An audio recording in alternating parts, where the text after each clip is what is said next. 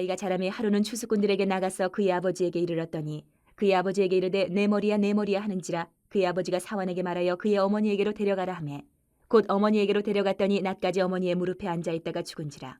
그의 어머니가 올라가서 아들을 하나님의 사람의 침상 위에 두고 문을 닫고 나와 그 남편을 불러 이르되 청하건대 사원 한 명과 나귀 한 마리를 내게로 보내소서 내가 하나님의 사람에게 달려갔다가 돌아오리이다 하니 그 남편이 이르되 초하루도 아니요 안식일도 아니거늘 그대가 오늘 어찌하여 그에게 나아가고자 하느냐 하는지라. 여인이 이르되 평안을 비나이다 하니라. 이에 나귀의 안장을 지우고 자기 사환에게 이르되 몰고 가라 내가 말하지 아니하거든 나를 위하여 달려가기를 멈추지 말라 하고 드디어 갈멜산으로 가서 하나님의 사람에게로 나아가니라. 하나님의 사람이 멀리서 그를 보고 자기 사환 게하시에게 이르되 저기 수냄 여인이 있도다. 너는 달려가서 그를 맞아 이르기를 너는 평안하냐 내 남편이 평안하냐 아이가 평안하냐 하라 하였더니 여인이 대답하되 평안하다 하고 산에 이르러 하나님의 사람에게 나아가서 그 발을 아는지라. 게하시가 가까이 와서 그를 물리치고자 하매 하나님의 사람이 이르되 가만두라 그의 영혼이 괴로워하지만은 여호와께서 내게 숨기시고 이르지 아니하셨도다니라.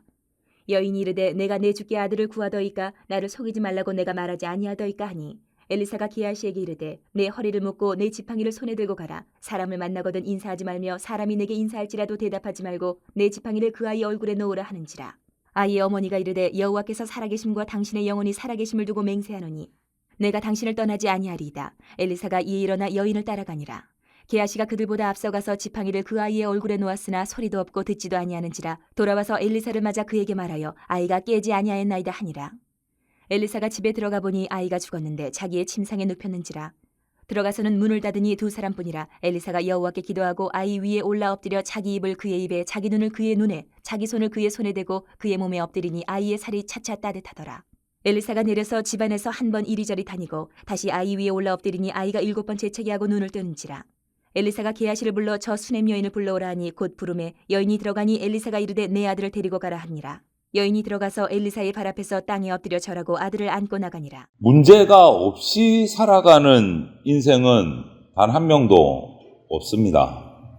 우리는 살아가면서 정말 생각지도 못한 이런저런 여러 문제를 만나고 그 문제 가운데 살아가는 것이 우리 인생입니다.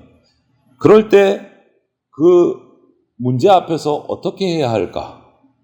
그것이 오늘 본문에 답이 있는 것 같습니다. 우리는 문제보다 크신 하나님을 즉시 그리고 간절히 의지해야 돼요. 오늘 수냄 여인을 통해서 우리가 그런 모습을 발견하고 우리도 그런 모습, 그런 신앙을 갖추어 나가기를 바랍니다. 먼저 24절까지 말씀을 보면 수냄 여인은 하나님이 주신 아들이 갑자기 죽는 인생의 위기를 맞이합니다. 그런데 수냄 여인은 정말 망연자실할 수밖에 없는 이 상황에서도 이 여인의 모습을 보면 당황하지를 않아요. 겉모습. 규례를 들어서 만류하는 남편을 아랑곳하지 않고 하나님의 도우심을 바라면서 조용히 그리고 즉시 엘리사를 찾아갑니다.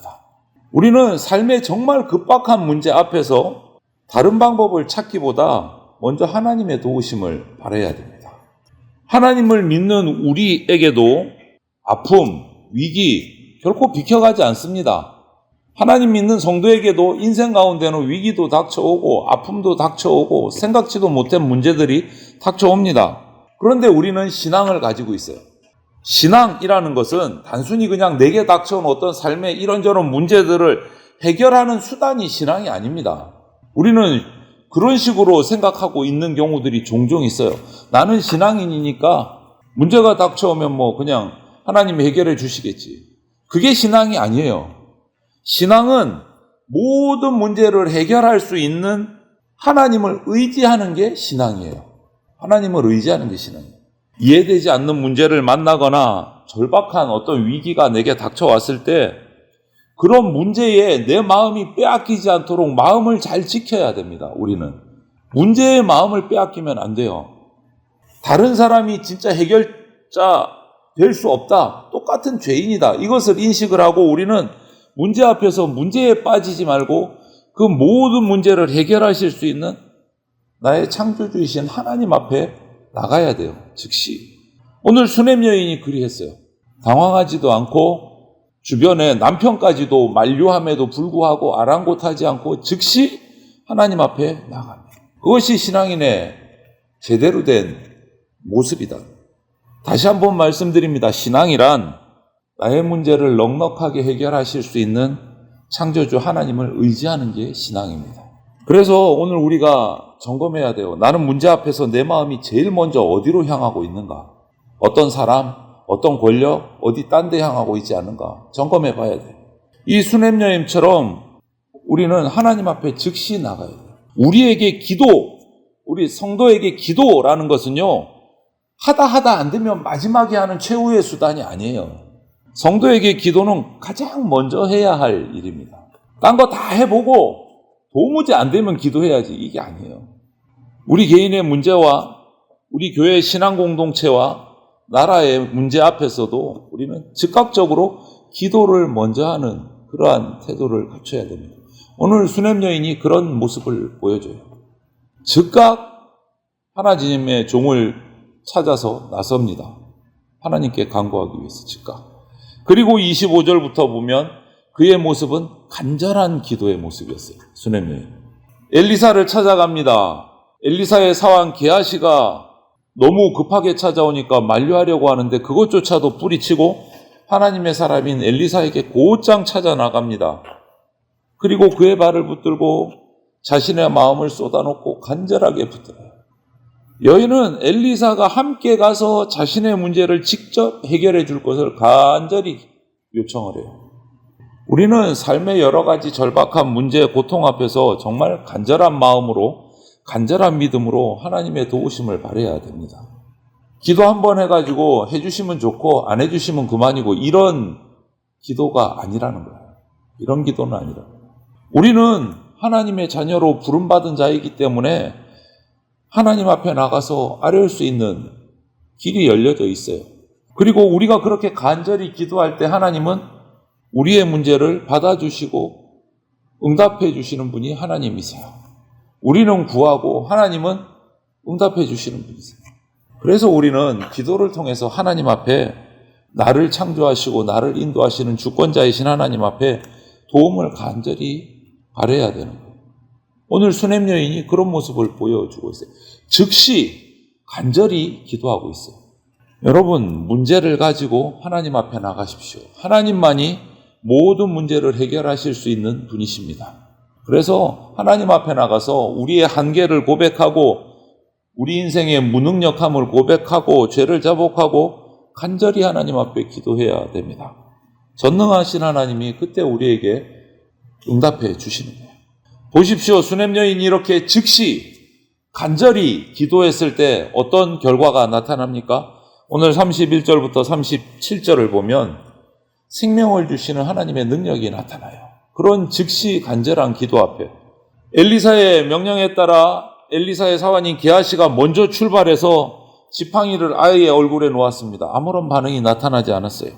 그리고 뒤이어 여인과 함께 따라온 엘리사가 그 죽은 아이를 발견을 하고 죽은 아이가 자기의 침상에 눕혀져 있습니다. 정말 안타깝고 긍휼한 마음으로 그 아이를 위해서 간절히 기도하기 시작합니다. 그 아이에 올라서 엎드려서 기도하니까 따뜻해졌더라. 이런 결과. 그리고 한 번 더 내려와서 집안을 이리저리 돌고 다시 올라가서 기도했을 때 7번 재채기를 하고 죽은 아이가 다시 눈을 뜨고 일어났어요. 하나님께서 엘리사의 기도를 들으시고, 아니, 엘리사를 통한 수냄 여인의 간절하고 즉각적인 기도를 들으시고 죽은 그 여인의 아들을 살리시는 기적을 베풀어 주신 거예요. 여러분, 우리는 인생에서 가장 큰 문제가 뭡니까? 그 문제를 해결하실 분이 누구십니까? 하나님이세요. 생명의 주인이신 하나님. 우리의 가장 큰 문제는 사망이잖아요. 죽음이잖아요. 그런데 그것을 죄와 허물을 사하시고 생명을 주셔서 살리신 분 하나님이세요. 그분께 나가야 되는 거예요. 우리를 위해서 죽으신 예수님, 그 예수님의 핏값을 주고 우리를 영생의 선물을 주신 분이 하나님이세요. 우리는 그 하나님을 믿고 살아가는 자이기 때문에 인생의 이런저런 모든 문제들 하나님이 해결하실 줄로 믿고 살아가는 사람들입니다. 영생을 얻은 자로 살아가는 사람이죠. 그 덕분에 우리는 세상에 어떤 문제가 와도 평안할 수 있고 생명을 얻고 살아갈 수 있는 존재가 됐잖아요. 여러분, 우리가 영생하는 존재가 아닙니다. 우리는 한계가 있는 죄인이에요. 하나님이 그렇게 우리를 만들어 주신 거예요. 영생할 수 있도록. 하나님이 주시는 거예요. 우리는 구하고 하나님은 주시는 분이세요. 그렇기 때문에 우리는 모든 문제 앞에서 하나님께 즉시 그리고 간절히 구해야 됩니다. 그때 하나님이 해결해 주시고 생명을 주시는 겁니다. 조금 전에도 말씀드렸지만 인간이 해결할 수 없는 인생의 가장 큰 마지막 문제는 죽음입니다. 그런데 우리는 그 죽음의 문제조차도 하나님을 통해서 예수 그리스도의 십자가를 통해서 해결받은 사람들이에요. 성도는. 이제 우리는 그렇기 때문에 그 마지막 문제까지도 해답을 받은 존재이기 때문에 이제 인생에 어떤 문제가 닥쳐도 우리는 기쁨을 잃어버리지 않을 수 있어요. 낙심하지 않을 수 있습니다. 더 나아가서는 영생을 얻은 우리는 모든 죽어가는 사람들에게, 아직도 그 죽음의 해답을 찾지 못한 사람들에게 영생을 주시는 예수 그리스도를 전하는 사람이 되어야 돼요. 문제가 많은 인생에 참된 평안, 참된 생명을 주시는 그런 문제의 해결자이신 예수 그리스도, 그분을 전하는 삶을 우리가 살아가는 복된 예수 그리스도의 제자 하나님의 자녀가 되시기를 주님의 이름으로 축원을 드립니다. 아멘.